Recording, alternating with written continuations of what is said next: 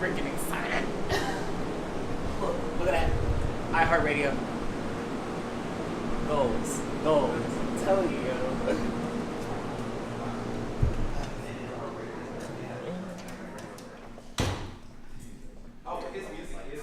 It's like the Buzz Fest over there for like 94.5 The Buzz, yo. And they got freaking Sunny 99.1. See that?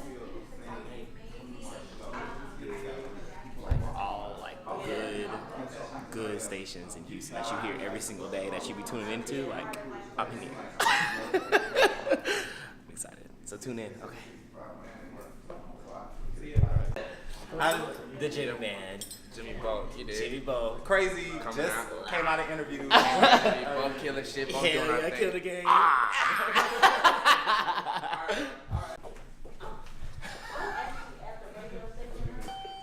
Okay, all right. Get playing there. That event is definitely happening. Get that right there. Get that.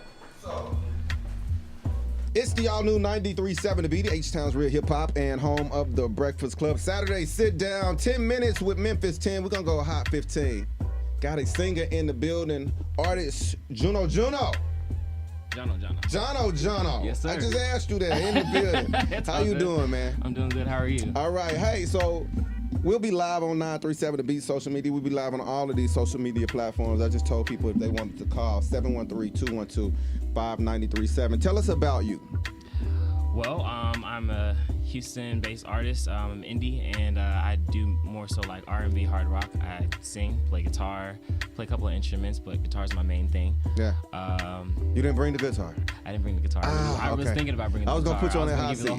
you the whole, Yeah. I've been down for that. Yeah. But yeah, I mean, I've been doing music all my life, as long as I can remember. How long is all your life? All Because you my look life. like you're probably 20. I'm for about 20 years. Okay.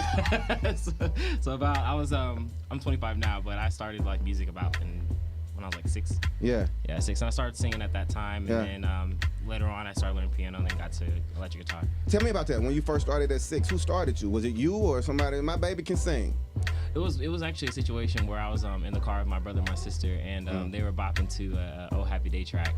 Okay. Yeah, back in the day, like Church remember the song. Yeah. Okay. And they were just jamming to that, and I think my sister had asked me to sing it, and I was just like, I gave it a try. Yeah. And I ended up doing it. She was like, okay, they actually sound really good. You actually sound really good. So you should, keep going at it. And I ended up going to the church and, kept growing. You a that church gift. boy?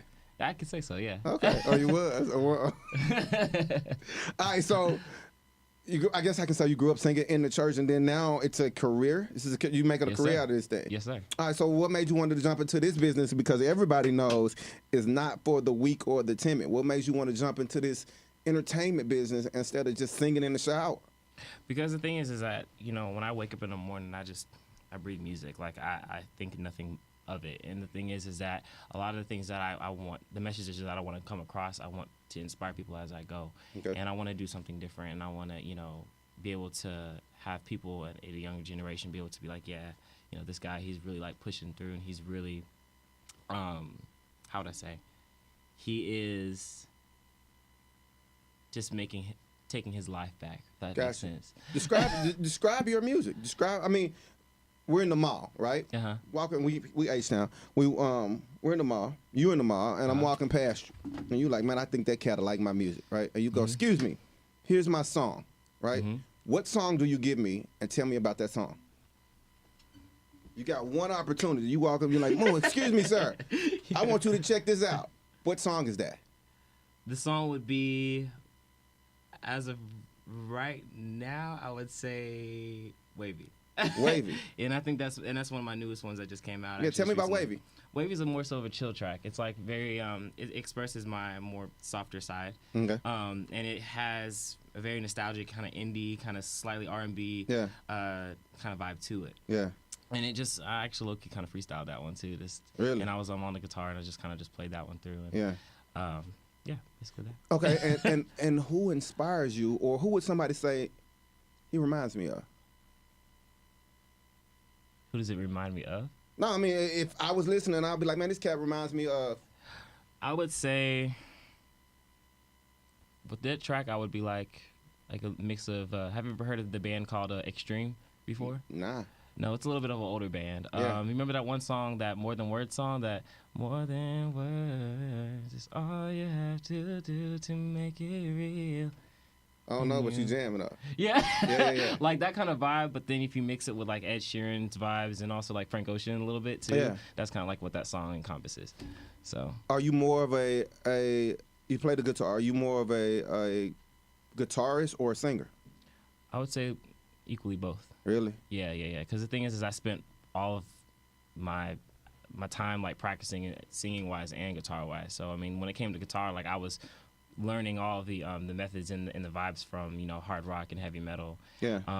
In the earlier age, and then while I was training myself in that aspect, I was in church and I was in school. Yeah. Learning soul music and R&B music and all that stuff as well too. So You- it was kind you of just- hand in hand. You started talking about this Wavy track. You said this is more of a chill side of you, right? Uh-huh.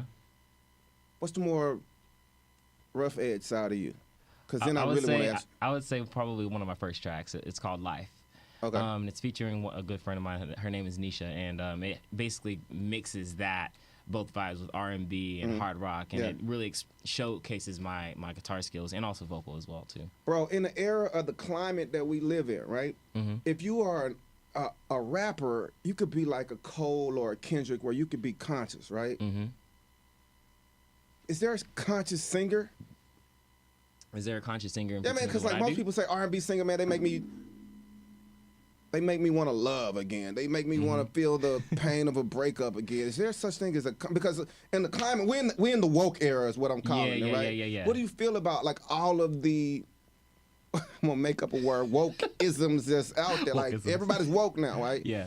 How do you feel about like the political climate, the taking the knee and the Me Too and the Time's Up, like all of these movements? What do you stand on all of that stuff?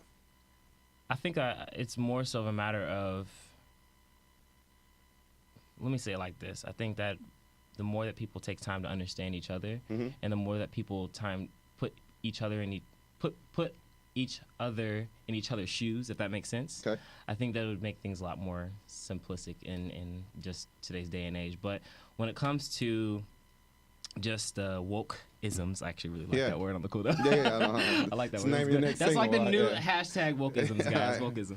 But when it comes to that, I mean, a lot of the I definitely pay attention, and I definitely, as a young black man, I'm very how would I say? I'm just Conscious? I could just say more so that I don't know how to necessarily. Young black man. Okay. What do you feel about like all of the stories, the horrific stories about police brutality and shooting and unarmed black man? I mean, because I got a ball player friend of mine, black guy, and he actually believes, some of it is justified.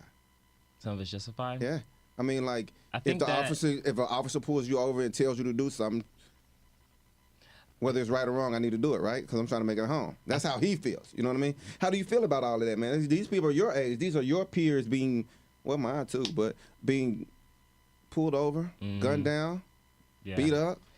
You Which know? is honestly, I think that people need to, when it comes to decisions that are made by really just police, and when it comes to just our people and stuff like that, I think that there's, how would I say, there's a right, and then there's like, how would I say, that's interesting. How about this? I was more so, how about this? I would say more like this. Like, I think that when it comes to police brutality, I think that everybody's very cognizant of what's going on, and Yeah. I think that people are very aware of the actions that are being made Yeah. as it pertains to this day and age. And I think that we should really work towards going forward rather than Nice. we're continuously going backwards. Okay. And I think that we still are kind of living in that same. It's like we're kind of still back in the '60s still, Man, and absolutely. it's kind of annoying. But It is. the thing is that You can't turn on the TV without saying something. You can't exactly. open up But social I think media. that it's good for our generation right now to Yeah. be aware of everything, and we are just being educated on just this overall issue. You a sports fan? You like sports? Sports fan? Eh. Okay. I mean, you don't have to be, but I mean, if you were a ball player right now, even Uh-huh. if you didn't watch sports, everybody knows about the taking the knee thing. Yeah. Yes or no? Mhm. If you were a ball player, say you played for our Texans, would you be one of the ones that's taking a knee, or would you be one of I need this check, I'm playing football, I'm staying out of it, Well, I mean, or I'm gonna be riding with the people, I'm getting the fines, I'm taking a knee? I do music, so I'm gonna be writing about the issues rather than I don't know. That was a media answer. I like that. I He was like, I just do music. I'm being honest, like Yeah. I play football, so Yeah. I just know where I am and what I'm doing. So Yeah. I mean, where I stand in all of this, I just want to inspire and just be. Let's get back to a good let's get back to the music, man. Yeah. When you are writing a song, what does it take to your inspiration to write the next song? Where does it come from? Where does it come from? It comes from so many different places. I mean, there's certain times where I'll see a couple, an old married couple or something like that, walking down the street, Yeah. and I'll see just the joy and the happiness that they are experiencing, and it inspires me to write something. There's a moment where I'll see something on the news, and I'll want to be able to write a poem about that. And I wrote a poem not too long ago about that, and it has something to do with today's day and age, and all that jazz. Well, the people watching, it's people watching on live, it's people watching it on the YouTube or whatever. They're looking at you and they're like, man, he up at the radio station, right? Right? Yeah. Talk to those people about being an indie artist. What does that really mean? Because for a lot of people, indie artist means I'm just not signed to Def Jam, right? No. What is an indie artist, and like what kind of grind? Like, tell me about that. Being an indie artist, what kind of problems? What kind of grind? How does it fall? Open up your heart. Go ahead. Hey, yo, first and foremost, I just want to shout out to all my indie artists out there who are really just grinding, making a living, doing your 9-to-5s and doing your second jobs and making sure that you having to pay for this studio time and, going here and networking with this person and talking to that person and trying to get all this together. Like, it's just so many processes and so many yeses and so many no's that you have to experience, especially when you're an indie artist as well too, because people you're to be understood.